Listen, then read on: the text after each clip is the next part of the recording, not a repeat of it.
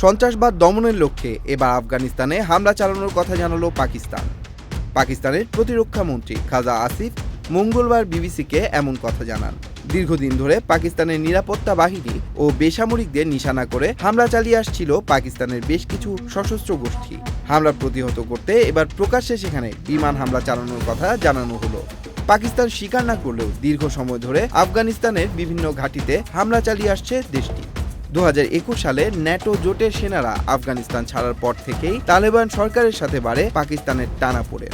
অভিযোগ রয়েছে আফগানিস্তানের আশ্রয় প্রশ্রয়ে তেহরিক-ই-তালিবান পাকিস্তান নামে একটি সশস্ত্র সংগঠন জঙ্গি তৎপরতা চালিয়ে আসছে পাকিস্তানে, যাতে বিভিন্ন সময়ে আক্রান্ত হয় পাকিস্তানের সেনাবাহিনী, সাধারণ মানুষ। আফগানিস্তান সরকারকে অনুরোধ জানাবার পরেও তালেবান সরকার এ সংস্থার তৎপরতার বিরুদ্ধে কোনো পদক্ষেপ নেয়নি। আর তাই প্রকাশ্যেই তালেবানদের বিরুদ্ধে হামলা চালানোর কথা বললেন পাকিস্তানের এই মন্ত্রী। এ হামলায় ব্যবহার করা হবে বিমান এবং অত্যাধুনিক যুদ্ধাস্ত্র।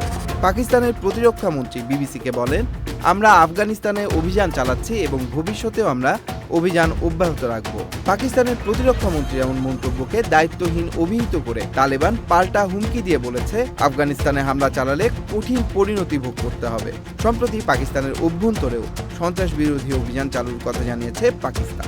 পাশাপাশি এ দেশ দুটির এই মুখোমুখি অবস্থান এ অঞ্চলের অস্থিরতা ঘনীভূত করবে বলে জানিয়েছে বিশেষজ্ঞরা।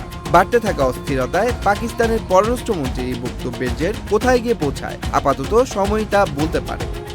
Tanmoy Mahmud, Channel I online.